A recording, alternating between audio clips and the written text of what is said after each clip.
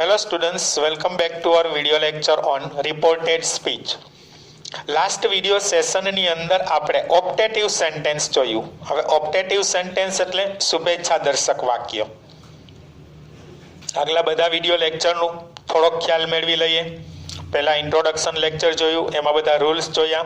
Direct indirect સ્પીચની અંદર ક્યાં ક્યાં ફેરફાર કરવાના, કઈ કઈ બાબતો ધ્યાનમાં રાખવાની, क्या रूल्सनी अंदर कन्टिन्युअस चेन्ज थाय छे, क्या रूल्स छे एमने रहे छे. त्यार पछी आपणे एसर्टिव और डिक्लेरेटिव सेंटेन्स जोयुं, जेने आपणे विधान वाक्य कहीए छीए. एनी अंदर बधा फेरफार छे ए जोई लीधा. एना 10 सेंटेन्स जे छे ए प्रेक्टिस माटे जोई लीधा.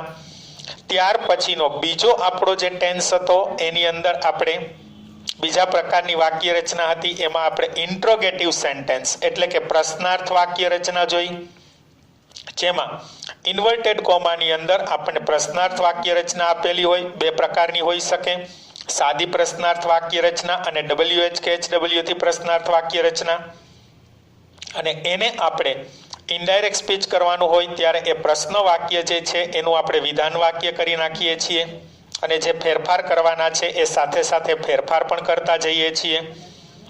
त्यार पछीनो त्रीजो प्रकार जे आपणे जोयो ए हतो इम्पेरेटिव सेंटेन्स, जेने आपणे आज्ञार्थ वाक्य रचना कहीए छीए. जेनी अंदर आपणे बे प्रकारनी वाक्य रचना जोई. एक आज्ञार्थ वाक्य रचना जे आपणी हती ए सिम्पल हती. सिम्पल इन ध सेन्स तो के ए जे वाक्य छे एनी शरूआत तमारे वर्ब अथवा तो डोंट प्लस वर्ब थी थती हती अने एमां जुदा जुदा भाव रजू करवाना थता हता. एमां रिपोर्टिंग वर्बमां खास ध्यान आपवानुं हतुं. અને એમાંને એમાં આપણે લેટવાળી વાક્ય રચના જોઈ. એ લેટવાળી વાક્ય રચના પણ બે વસ્તુ ધ્યાનમાં રાખવાની હતી. લેટથી પરવાનગી પણ હોઈ શકે અને લેટથી દરખાસ્ત પણ હોઈ શકે. દરખાસ્ત હોય ત્યારે શું કરવાનું અને પરવાનગી હોય ત્યારે શું કરવાનું. દરખાસ્તવાળી વાક્ય રચના છે એને ઇનડાયરેક્ટ સ્પીચ કરીએ ત્યારે શુડમાં ફરી જતી હતી અને પરવાનગીવાળી વાક્ય રચના છે એને ટુ લેટ કરી અને આપણે બનાવતા હતા. ત્યાર પછીના વાક્યનો પ્રકાર આપણે જોયો એ એક્સક્લામેટરી સેન્ટેન્સ હતું, જેને આપણે ઉદ્ગાર વાક્ય રચના કહીએ છીએ. અને એની અંદર આપણને વાક્ય છે એ હોટ અને હાવથી અથવા તો બીજા ઉદ્ગારવાચક શબ્દો વડે અલ્લાસ છે, પછી હુર્રા છે, વાવ છે, બ્રેવો છે વગેરે પ્રકારના શબ્દોથી આપણને આપેલ હોય. તો એમાં પણ એ જે આપણી ઉદ્ગાર વાક્ય રચના છે એ ઉદ્ગાર વાક્ય રચનાને આપણે વિધાન વાક્ય રચનામાં બદલતા હતા અને રિપોર્ટિંગ વર્બમાં જે ફેરફાર થતા એ મૂકતા હતા. અને ત્યાર પછીનો જે લાસ્ટ વિડિયો સેશનમાં આપણે જોયેલો હતો એ હતું આપણું ઓપ્ટેટિવ સેન્ટેન્સ, જેને આપણે શુભેચ્છા દર્શક વાક્ય એવું કહેતા હતા.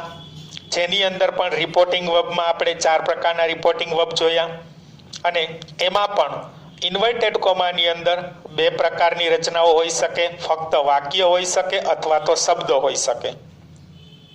તો એ 5 વાક્યના પ્રકાર આપણે જોયા. એટલે ડાયરેક્ટ ઇનડાયરેક્ટ સ્પીચની અંદર તમને ડાયરેક્ટ સ્પીચની અંદર આ 5 પ્રકારના વાક્યમાંથી કોઈ પણ એક વાક્ય આપેલું હોય અને એવી રીતના આપણને પેસેજ કરી અને સેન્ટેન્સ આપવામાં આવશે અલગ અલગ પ્રકારના, અને એ રીતે આપણો પેરેગ્રાફ બનતો હશે. એટલે ત્યાં આપણને બધા જ પ્રકારની વાક્ય રચનાઓ આવડતી હોવી જોઈએ એ જરૂરી છે. પરંતુ આજે તમે 5 પ્રકારની વાક્ય રચના શીખી ગયા અને જ્યારે તમને પેસેજ સ્વરૂપે પૂછવામાં આવે અને એ પેસેજ જે છે એને આપણે ઇનડાયરેક્ટ કરતા હોય ત્યારે અમુક કી પોઈન્ટ્સ આપણે યાદ રાખવાના છે. આજે આ વિડિયો લેક્ચરની અંદર એ જે કી પોઈન્ટ્સ છે એ આપણે જોવાના છે. આપણા રિપોર્ટેડ સ્પીચની અંદર આજે હું તમને એવા કી પોઈન્ટ્સ આપું છું કે પેસેજ દરમિયાન આપણે કોઈ જગ્યાએ ક્યાં ક્યાં કેવા કેવા પ્રકારના ફેરફાર કરવાના, ક્યાં રિપોર્ટિંગ વર્બને રિપીટ કરવાનું અથવા તો કેવું અલગ પ્રકારનું મૂકવાનું, એ આપણે બધા નિયમ સ્વરૂપે આજે જોવાના છે. એટલે આજના વિડિયો લેક્ચરની અંદર આમ જોઈએ તો rules for changing into indirect speech, indirect સ્પીચની અંદર કરવા માટેના નિયમો શું છે અથવા તો કઈ કઈ બાબતો આપણે ધ્યાનમાં રાખવાની છે, યાદ રાખવાની છે, એની આજે આપણે ચર્ચા કરી રહ્યા છીએ. એટલે ટાઇટલ જ તમને એવું આપેલું છે કે ઇનડાયરેક્ટ કરતી વખતે નીચેની બાબતો છે એને આપણે યાદ રાખવાની છે. અહીંયા મેં તમને કીધેલું જ છે કે યાદ રાખો, ખાસ કરીને ધ્યાન આપવાનું છે. કારણ કે આપણે આ પેસેજ જે છે એ પેસેજને આપણે ઇનડાયરેક્ટ સ્પીચમાં કન્વર્ટ કરી રહ્યા છીએ. તો એની અંદર પહેલો રૂલ શું આપણને કહે છે કે જો બોલનાર દ્વારા બે વિધાન વાક્યો રજૂ કરવામાં આવતા હોય, એટલે કે બે એસર્ટિવ અથવા તો ડિક્લેરેટિવ સેન્ટેન્સ, અને જો બીજું વિધાન વાક્ય છે એ જ્યારે તમારે પેસેજ સ્વરૂપે બીજું વિધાન વાક્ય તમને આપેલું હોય અને એનું ઇનડાયરેક્ટ સ્પીચમાં જ્યારે આપણે રૂપાંતર કરતા હોય ત્યારે આ બીજું વિધાન વાક્ય છે એ જ્યારે રજૂ કરવાનું થતું હોય ત્યારે પહેલા રિપોર્ટિંગ વર્બમાં તો આપણે સેડ કે સેડ ટુ આપેલું હોય તો કાં સેડ આવશે ને કાં ટોલ્ડ આવશે. પરંતુ બીજું વિધાન વાક્ય જ્યારે આપણે રજૂ કરતા હોય ત્યારે સેડ કે ટોલ્ડ જે છે એની બદલે ઉપરા ઉપરી બે વિધાન વાક્ય આપણને આપેલા હોય ત્યારની વાત છે. તો બીજું વિધાન વાક્ય જ્યારે આપણે રજૂ કરવાનું થતું હોય તો એન્ડ એડેડ ધેટ કહેવાનું થશે. એન્ડ એડેડ ધેટ અને ઉમેર્યું કે, અથવા તો એન્ડ ફર્ધર ટોલ્ડ ધેટ અને આગળ કીધું કે, આ બે પ્રકારના રિપોર્ટિંગ વર્બ જે છે આપણે રજૂ કરવાના થશે. એન્ડ એડેડ ધેટ અથવા તો એન્ડ ફર્ધર ટોલ્ડ ધેટ. બરાબર, પહેલા રૂલ્સમાં યાદ રાખવાનું છે. બોલનાર દ્વારા બે વિધાન વાક્યની રજૂઆત થતી હોય અને એમાં બીજું વિધાન વાક્ય જ્યારે આપણે રજૂ કરીએ ત્યારે રિપોર્ટિંગ વર્બમાં યાદ રાખવાનું છે એન્ડ એડેડ ધેટ આવશે અથવા તો એન્ડ ફર્ધર ટોલ્ડ ધેટ એવું આપણે કહેશું. ક્લિયર? આ પહેલું.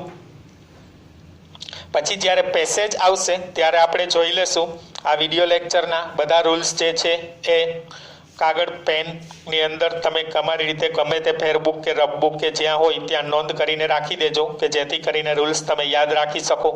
બરાબર.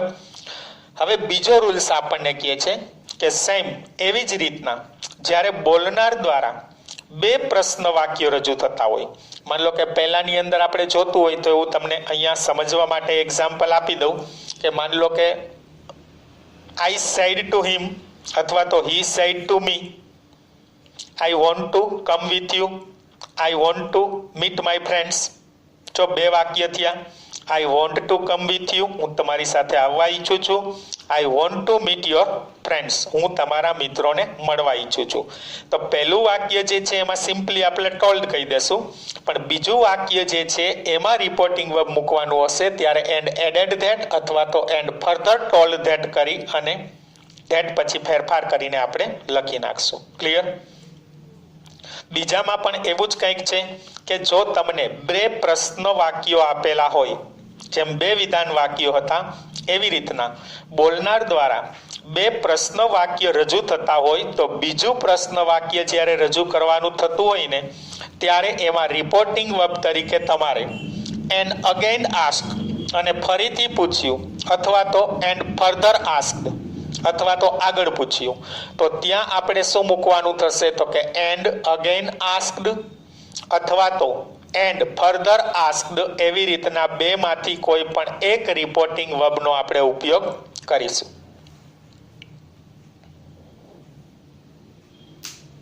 હવે આ વાક્ય રચના આપણે જે કરવા જઈ રહ્યા છીએ એન્ડ અગેન આસ્કડ અને એન્ડ ફર્ધર આસ્કડ, એમાં પ્રશ્ન વાક્યની વાત છે. બે પ્રશ્ન વાક્ય, બીજું પ્રશ્ન વાક્ય જ્યારે રજૂ કરતા હોય ત્યારની વાત છે. માની લો કે એના માટે આપણે એક્ઝામ્પલ જોતા હોય તો એવા આપણે એક્ઝામ્પલ આપી શકીએ. When will you come, when will you give my pen.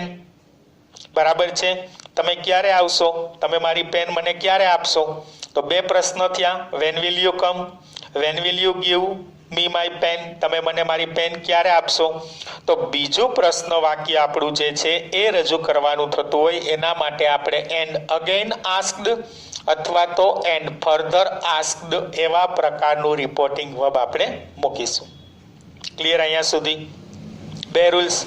ત્યાર પછીનો ત્રીજો નિયમ એમ કહે છે કે જો તમને વાક્યમાં બોલનાર દ્વારા પ્રશ્નનો જવાબ આપવાનો થતો હોય તો, ટૂંકમાં ઇન ધ સેન્સ એવું કહેવા માંગે છે કે માની લો કે તમને વાક્ય રચના પ્રેસેજ સ્વરૂપે તમને વાક્ય અલગ અલગ પ્રકારના આપેલા છે, એમાં બોલનાર છે એણે કોઈ પ્રશ્ન પૂછ્યો છે અને સાંભળનાર જે છે એનો જવાબ આપે છે, એટલે આમ જોઈએ તો સાંભળનારી તો બોલનાર જ થશે. એટલે એવું કહેવા માંગે છે કે જો વાક્યમાં બોલનાર દ્વારા પ્રશ્નનો જવાબ આપવામાં આવતો હોય તો રિપોર્ટિંગ વર્બ તરીકે સેડ હોય કે સેડ ટુ હોય, આપણે તો આન્સર્ડ અથવા તો રિપ્લાઇડ જ મૂકવાનું થશે.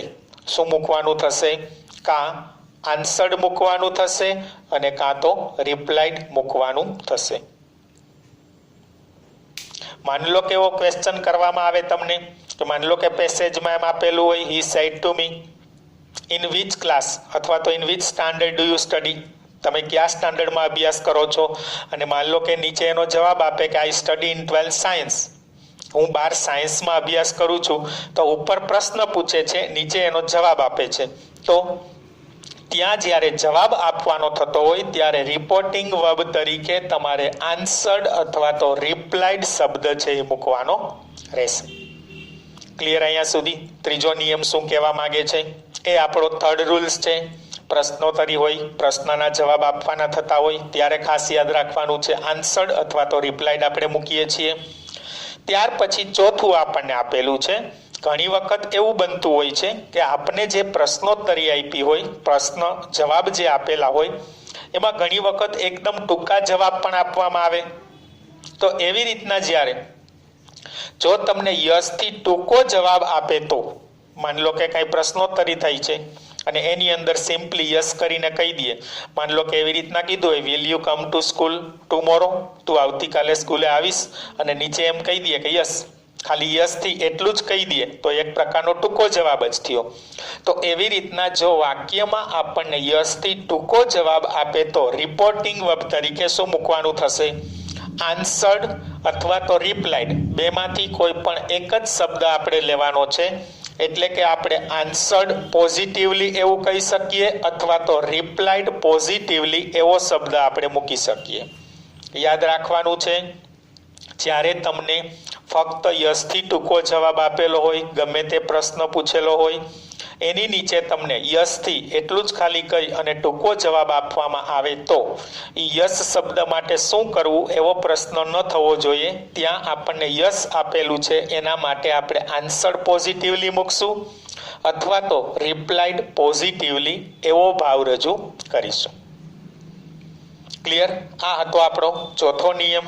હવે એવી જ રીતના પાંચમા નિયમની અંદર શું કહે છે એ જોઈએ. તો જેવી રીતના આપણને યસથી ટૂંકો જવાબ આપેલો છે એવી જ રીતના નોથી ટૂંકો જવાબ પણ આપી શકે. માની લો કે એવી રીતના કોઈ એમ કે will you give me your pen, તમે મને તમારી પેન આપશો, અને તમે નો, સોરી અથવા તો નો ખાલી એટલું આપણે કહી દઈએ તો એક પ્રકારનો આપણો નકારાત્મક જ જવાબ છે. નોથી આપણે ટૂંકો જવાબ આપ્યો. તો જેવી રીતના યસથી ટૂંકો જવાબ આપીએ એવી રીતના નોથી પણ ટૂંકો જવાબ બની શકે છે. તો જો આપણને નોથી ટૂંકો જવાબ આપે તો રિપોર્ટિંગ વર્બ તરીકે આન્સર્ડ કે રિપ્લાઇડ તો લેવાનું જ, કાં આન્સર્ડ લેવાનું અને કાં રિપ્લાઇડ લેવાનું. પરંતુ એ જે તમારું આન્સર્ડ અને રિપ્લાઇડ જે છે એની સાથે પોઝિટિવલી શબ્દ છે એની જગ્યાએ આપણે નેગેટિવલી શબ્દ મૂકવાનો છે. એમ કીધું હોય will you give me your pen અને નીચે આપણે એમ કહીએ છીએ નો, તો સિમ્પલી એટલું કહેવાનું કે આઈ આન્સર્ડ નેગેટિવલી અથવા તો આઈ રિપ્લાઇડ નેગેટિવલી. અને એવી રીતના યસમાં જ્યારે કહેતા હોય અને જે બોલનાર વ્યક્તિ છે એનું જ્યારે વાક્ય રજૂ કરવાનું થતું હોય તો આઈ આન્સર્ડ પોઝિટિવલી અથવા તો આઈ રિપ્લાઇડ પોઝિટિવલી. બરાબર છે? એવું આપણે કહેશું. તો આ ચોથો અને પાંચમો નિયમ હતો. હવે ત્યાર પછી આપણને છઠ્ઠો નિયમ આપેલો છે, જેની અંદર શું કહેવા માંગે છે, ઘણી વખત એવું બનશે જ્યારે પેસેજ આપણી સામે આવશે ત્યારે આપણને ખ્યાલ આવશે કે જો આપણને પેસેજની અંદર ઘણી વખત સીધા જ એવા શબ્દ સમૂહો આપી દઈએ, good morning, good afternoon, good night, bye bye, happy new year, happy birthday વગેરે પ્રકારના, એટલે કે જો આપણને ઇન્વર્ટેડ કોમાની અંદર ગુડ મોર્નિંગ છે, ગુડ ઇવનિંગ છે, હેપી બર્થડે છે, ગુડ બાય છે વગેરે પ્રકારના આવા શબ્દો આપેલા હોય જેને આપણે શુભેચ્છા દર્શક શબ્દ કહીએ છીએ. ખાસ યાદ રાખજો, ગુડ બાય, પછી ગુડ નાઇટ, એ સિવાય good morning, good afternoon, good evening, happy birthday, happy new year વગેરે પ્રકારના ઘણા બધા શબ્દો હોઈ શકે. આવા જો આપણને શુભેચ્છા દર્શક શબ્દો આપેલા હોય તો શું કરવાનું થાય છે? તો એમાં રિપોર્ટિંગ વર્બ તરીકે તમારે જે સેન્ટેન્સ આપણને આપેલું છે, જે પેસેજમાં, જે જગ્યાએ આપણે છીએ ત્યાં બોલનાર છે એને બોલનાર સ્વરૂપે જ રાખવાનું છે, એટલે કે રિપોર્ટરનું આપણે રિપોર્ટર જ કરીશું. ત્યાર પછી આપણે શુભેચ્છા પાઠવીએ છીએ એટલે વિશ્ડ અથવા તો બેડ શબ્દ આપણે મૂકશું. જનરલી આપણે વિશ્ડ શબ્દ છે એનો વધારે ઉપયોગ કરીએ છીએ એટલે આપણે વિશ્ડ શબ્દ એને વધારે આપણે મહત્વ આપીએ છીએ. પહેલા આવશે રિપોર્ટર એટલે કે બોલનાર, ત્યાર પછી આવશે વિશ્ડ એટલે કે એને શુભેચ્છા પાઠવેલી છે, ત્યાર પછી આપણને લિસનર જે આપેલું હોય એ લિસનર આવશે, અને ત્યાર પછી સંયોજક મૂક્યા વગર સીધું જ તમને જે શબ્દો આપેલા છે એ આપેલ શબ્દો છે એ લખી નાખવાના છે. એક્ઝામ્પલ કહીએ, હી said to me good morning. શું વાક્ય છે? હી said to me good morning. તો હી જે છે એ આપણું રિપોર્ટર છે, તો પહેલા હી આવશે, પછી સેડ ટુ કીધું છે તો સેડ ટુ ની જગ્યાએ આપણે વિશ્ડ કરી દેશું. ત્યાર પછી લિસનરમાં કોણ આપ્યું છે? મી આપેલું છે, તો હી વિશ્ડ મી. અને શબ્દ અંદર કયો આપેલો હતો આપણને? શબ્દ સમૂહ કયો આપેલો છે? તો કે ગુડ મોર્નિંગ. તો અહીંયા શું મૂકવાનું છે? Good morning. એટલે આખો આન્સર શું થશે? હી વિશ્ડ મી ગુડ મોર્નિંગ. એવી રીતના હેપી બર્થડે હોય તો હી વિશ્ડ મી હેપી બર્થડે. બરાબર છે? તો આ પ્રકારની વાક્ય રચના આપણે કરવાની થશે, જેમાં સંયોજક નહીં આવે અને શુભેચ્છા દર્શક શબ્દો હશે. તો અહીંયા સુધી આપણે આ 6 નિયમ જોયા કે જેમાં ક્યાં કઈ જગ્યાએ શું ફેરફાર કરવાના છે એ આપણને ખ્યાલ આવી ગયો. વ્યવસ્થિત સારી રીતે વિડીયો લેક્ચર છે એ રિપીટ કરી અને નોટબુકની અંદર તમે આ લખી લેજો, એટલે કે આ 6 નિયમ સુધી લગભગ બધું તમને ક્લિયર થઈ ગયું હશે. ઓકે, તો ઓકે, હવે આગળ આપણે 7મો નિયમ જે છે એની અંદર જોઈએ શું કહેવા માંગે છે. જેવી રીતના આપણને 6થા નિયમમાં એવું કીધું હતું કે ભાઈ શુભેચ્છા દર્શક શબ્દો આપેલા હોય તો આપણે વિશ્ડ મૂકવાનું છે, તો એવી રીતના 7મા રૂલ્સની અંદર એવું છે કે ઘણી વખત તમને ઇન્વર્ટેડ કોમાની અંદર ઓકે, શ્યોર અથવા તો ઓફકોર્સ આ બધા જ શબ્દો છે ને એ સહમતિ દર્શક શબ્દો છે. એટલે ક્યારેક એવું બનશે, ગમે તે કાંઈ વાત હોય એ વાત સાથે સહમત થવાનું થતું હોય તો સાંભળનાર વ્યક્તિ જે છે ને એ જવાબ સ્વરૂપે ખાલી એટલું જ કહેશે ઓકે અથવા શ્યોર અથવા તો ઓફકોર્સ. એટલે આવા ઘણી વખત ટૂંકા જવાબ જે છે એ પણ હોઈ શકે. તો એવી જ્યારે વાક્ય રચના થાય કે બોલનાર અને સાંભળનાર વચ્ચેની જે ટોક છે એની અંદર આપણને ઓકે, શ્યોર કે ઓફકોર્સ જેવો ટૂંકો જવાબ સહમતિ દર્શક શબ્દો સાથે આપવામાં આવે છે, તો ત્યાં આપણે રિપોર્ટિંગ વર્બ તરીકે શું લેવાનું છે? Agreed with. શું લેશું? Agreed with. એગ્રી એટલે સહમત થવું. એટલે આખી રજૂઆત કેમ કરશું? તો કે જે આપણને વાક્યની અંદર બોલનાર આપેલ છે, રિપોર્ટર આપેલ છે, એ પહેલા રિપોર્ટર જ લખશું, જેમ છે એમને મૂકવાનું છે. ત્યાર પછી આપણને ઓકે, શ્યોર કે ઓફકોર્સ શબ્દ છે એ સહમતિ દર્શાવે છે, એટલે એના માટે આપણે એગ્રીડ વિથ એવું રિપોર્ટિંગ વર્બ લઈએ છીએ. અને ત્યાર પછી આપણે લિસનર એટલે કે સાંભળનાર જે છે એ મૂકવામાં આવે છે. એટલે આપણી પેટર્ન એવી થશે, રિપોર્ટર એગ્રીડ વિથ લિસનર, એટલે કે બોલનાર છે એ સાંભળનાર સાથે સહમત થયું. દાખલા તરીકે એવું કોઈએ કીધું હોય કે will you come with me, અને આપણે સાંભળનાર વ્યક્તિ છે એવો જવાબ આપે ઓકે, શ્યોર, ઓફકોર્સ, તો એનો અર્થ એમ છે કે તમે મારી સાથે આવશો, તો તમે ઓકે કહી અને એની સાથે સહમત થાવ છો, સહમતિ બતાવો છો, અથવા તો શ્યોર વડે અથવા તો ઓફકોર્સ વડે. તો સિમ્પલી આપણે આપણો જ્યારે જવાબ રજૂ કરવાનો થતો હોય ત્યારે આપણે એમ જ કહેશું કે આઈ એગ્રીડ વિથ હિમ અથવા તો આઈ એગ્રીડ વિથ માય ફ્રેન્ડ. તો આવું મૂકવાનું હોય છે, ઓકે, શ્યોર અને ઓફકોર્સ જેવા આપણને સહમતિ દર્શક શબ્દ આપેલા હોય તો. ક્લિયર? ત્યાર પછીના 8મા નિયમની અંદર શું કહેવા માંગે છે? તો કે ઉપર મુજબ જ ઘણી વખત એવું બનશે કે તમને ઇન્વર્ટેડ કોમાની અંદર દિલગીરી વ્યક્ત કરતા શબ્દો આપવામાં આવશે, જેવા કે સોરી છે, પાર્ડન છે, એક્સક્યુઝ છે વગેરે. દિલગીરી વ્યક્ત કરતા જો આપણને શબ્દ આપવામાં આવે તો રિપોર્ટિંગ વર્બ તરીકે આપણે શું કહેશું? તો કે રિપોર્ટર, અપોલોજાઇઝડ અને લિસનર, અને એવી રીતના આપણે મૂકવામાં આવે છે. એટલે કે રિપોર્ટર, એપોલોજાઇઝડ, લિસનર, બોલનાર, અપોલોજાઇઝ, સાંભળનાર, એવું આપણે કહેશું. ઉપરનું જે વાક્ય જોયું હતું એ જ પ્રમાણે કહી શકાય. તમારો ફ્રેન્ડ તમને એમ કહે કે will you come with me, તમારે કાંઈ કામ છે, તમે જઈ શકો એમ નથી, અથવા તો બીજા કાંઈ અગત્યના કામ છે, અને સિમ્પલી આપણે એવી રજૂઆત કરી દઈએ કે સોરી, અથવા એમ કંઈ પાર્ડન મી, કે સોરી એટલે દિલગીર છું કે હું તારી સાથે આવી શકીશ નહીં. તો ત્યાં આપણે જે આપણો જવાબ રજૂ કરવાનો થશે ઇનડાયરેક્ટ સ્પીચમાં, એમાં શું કરશું? તો કે આઈ એટલે કે આપણું રિપોર્ટર, અપોલોજાઇઝડ, અને ત્યાર પછી my friends. I apologized my friend, મેં મારા મિત્રને દિલગીરી વ્યક્ત કરી કે હું તારી સાથે આવી શકીશ નહીં. એનો અર્થ એવો થશે. સમજાણું? એટલે ઇન્વર્ટેડ કોમામાં સોરી હોય, પાર્ડન હોય, એક્સક્યુઝ હોય, ત્યારે અપોલોજાઇઝ શબ્દ જે છે એ આપણે યાદ રાખવાનો છે, જે આપણને દિલગીરી વ્યક્ત કરવા માટે ઉપયોગમાં આવશે. બરાબર? હવે ત્યાર પછી 9મા નિયમની અંદર શું કહે છે એ જોઈએ. તો કે જો વાક્યની અંદર ઘણી વખત પ્રશ્ન પૂછવામાં આવતો હોય, પણ એ પ્રશ્ન જે છે ખાસ કરીને સ્થળ માટે હોય, સમય માટે હોય કે કારણ માટે હોય, તો ફક્ત પ્રશ્નવાચક શબ્દ દ્વારા જ તમને સેન્ટેન્સમાં શરૂઆત આપેલી હશે, કે પ્રશ્નવાચક શબ્દ જ આપણને આપેલો હશે. એટલે કે જો તમને ઇન્વર્ટેડ કોમામાં વેર, વેન કે વાય જેવા ટૂંકા પ્રશ્નવાચક શબ્દો આપવામાં આવે તો રિપોર્ટિંગ વર્બ તરીકે શું મૂકવાનું?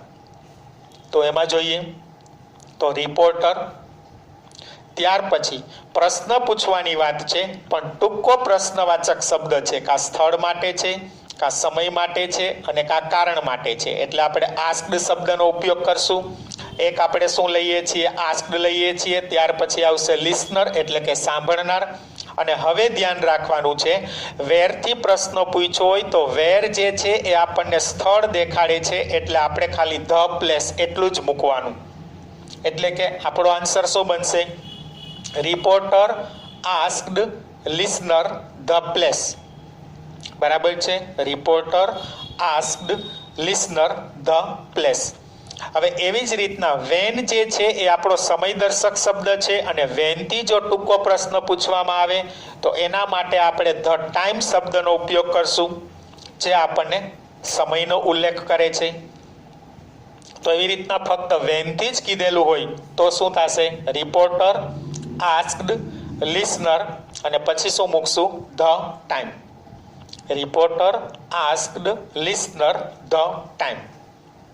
અને એ જ રીતે જ્યારે વાયથી આપણને પ્રશ્ન પૂછવામાં આવે, ટૂંકો પ્રશ્નવાચક શબ્દ સ્વરૂપે ફક્ત વાય જ આપેલું હોય, તો આપણે શું કરવાનું થશે રિપોર્ટિંગ વર્બમાં? તો કે reporter asked listener the reason. કારણ કે વાય એટલે શા માટે, કારણ પૂછવાની વાત છે, તો એના માટે આપણે શેનો ઉપયોગ કરી દેશું? રીઝન શબ્દનો. બરાબર છે? તો ત્યાં આપણે રીઝન શબ્દ જે છે એ મૂકવાનો થતો હોય છે. સમજાણું સ્ટુડન્ટ્સ? એટલે 3 શક્યતા છે. રિપોર્ટર આસ્ક્ડ લિસનર, સ્થળ હશે તો ધ પ્લેસ કહેવાનું, સમય હશે તો ધ ટાઈમ કહેવાનું, અને કારણ હશે તો ધ રીઝન કહેવાનું. ઓકે?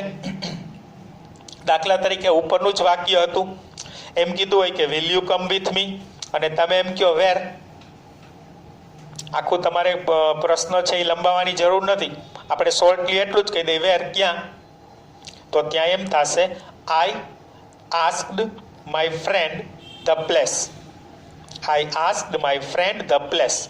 એવી જ રીતના એમ કીધું હોય કે will you come with me, અને તમે એમ કહો વેન, એટલે તમારી વચ્ચે તો પ્રશ્નોત્તરી જ થઈ. વેન એટલે તમે સમય પૂછો છો, તો ત્યાં તમે જ્યારે રિપ્લાય કરશો ત્યારે શું થશે? I asked my friend the time. અને એ જ રીતે એમ કીધું હોય કે will you come with me, અને તમે એમાં પ્રશ્ન એમ કરો કે વાય, સામે તમે પ્રશ્ન કરો છો વાય, તો ત્યાં તમે કારણ પૂછો છો તો શું થશે? Reporter asked listener the reason. Clear students? તો હવે એના પછીના 10મા નિયમમાં શું કહે છે એ આપણે જોઈએ. એટલે મોસ્ટ ઓફ રૂલ્સ આપણા બધા આવી ગયા. જો વાક્યમાં બોલનાર દ્વારા આપણને પ્રશ્ન પૂછવામાં આવેલો હોય અને સાંભળનાર દ્વારા એનો ટૂંકા શબ્દોમાં જવાબ આપવામાં આવે, પૂરા વાક્ય સ્વરૂપે નહીં, શબ્દ સમૂહ સ્વરૂપે, ફક્ત શબ્દોમાં જ જો એનો જવાબ આપવામાં આવે તો તમારે ઉપરના વાક્યને આધારે, એટલે કે જે આપણને પ્રશ્ન પૂછવામાં આવેલો છે એના આધારે પૂરો જવાબ રજૂ કરવાનો થાય છે. ફરી રિપીટ કરું છું. જો વાક્યમાં બોલનાર દ્વારા આપણને કોઈ પ્રશ્ન પૂછવામાં આવેલો હોય અને સાંભળનાર દ્વારા ટૂંકા શબ્દોમાં એનો જો જવાબ આપવામાં આવે તો ઉપરના પ્રશ્ન વાક્યને આધારે આપણે પૂરો જવાબ રજૂ કરવાનો થાય છે. એક્ઝામ્પલ આપેલું જ છે. માન લો કે આખી ટોક જે છે એમાં આપણા માટે ટૂંકા 2 વાક્ય જે છે એની જ રજૂઆત કરીએ છીએ. He said to me where do you live. એણે મને કહ્યું કે તું ક્યાં રહે છે. I said to him in Rajkot. શું આવે છે? ઇન રાજકોટ. તો અહીંયા આપણને જે પ્રશ્ન પૂછવામાં આવે છે એનો ટૂંકમાં જ જવાબ આપી દે છે કે ઇન રાજકોટ. ક્યાં રહે છે? તો કે રાજકોટ, રાજકોટમાં. કે XYZ કોઈ પણ સ્થળનું નામ હોય તો અહીંયા આપણને આ ટૂંકો જવાબ આપેલો કહેવાય. તો એને જ્યારે આપણે ઇનડાયરેક્ટ સ્પીચ કરીએ, નીચે મેં તમને કરીને પણ આપેલું છે ઇનડાયરેક્ટ સ્પીચમાં, તો પહેલા માટે આપણે શું કરશું? તો કે પ્રશ્ન વાક્ય છે વેરથી પૂછેલું છે, તો હી આસ્ક્ડ મી વેર આઈ લીવ્ડ. કારણ કે ડુ સાદો વર્તમાનકાળ છે, સાદા વર્તમાનકાળનો સાદો ભૂતકાળ થશે. તો હી આસ્ક્ડ મી વેર આઈ લીવ્ડ. તો હવે નીચે જવાબ આપવો છે. હી એ પ્રશ્ન પૂછેલો છે અને આઈ જે છે એનો જવાબ આપે છે, એટલે આઈ જે છે એનો જવાબ આપે છે પ્રશ્નનો, એટલે પહેલા તો એમાં રિપ્લાઇડ આવશે અથવા તો આન્સર્ડ આવશે. તો આઈ રિપ્લાઇડ હિમ લખવું હોય તો લખી શકાય, અથવા તો સીધું રિપ્લાઇડ કહી શકાય. આઈ રિપ્લાઇડ અથવા તો આન્સર્ડ ધેટ. આઈ રિપ્લાઇડ અથવા તો આન્સર્ડ ધેટ. હવે ઉપરના આધારે આપણે પૂરો જવાબ વેરની જગ્યાએ ઇન રાજકોટ મૂકવાનું છે, એટલે આપણે આખું વાક્ય લખવું પડશે. આઈ લીવ્ડ ઇન રાજકોટ. બરાબર છે? આ આપણા માટે અગત્યનું છે. આ આપણો પૂરો જવાબ આપણે રજૂ કરીએ છીએ.